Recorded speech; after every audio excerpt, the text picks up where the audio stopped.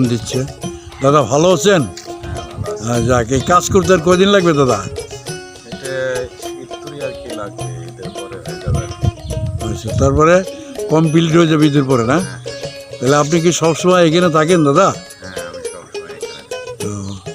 আচ্ছা, আপনার পাক শাক কি এখানে হয়?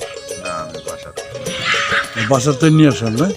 তা আপনি কি একাই থাকেন এখানে না আর কেউ থাকে?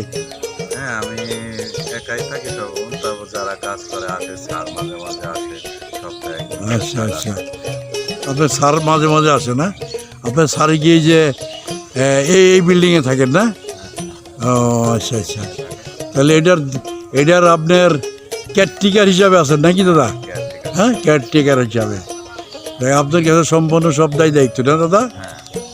আচ্ছা ঠিক আছে, তাহলে আপনার নামটা জানি কি দাদা? সুমন সাহা। আপনার বাড়ি এখানেই আমডালা না? তাহলে এটা শিবালা থানা, মানিকগঞ্জ জেলা। আচ্ছা, সুমন সাহা, বীর মুক্তিযোদ্ধা।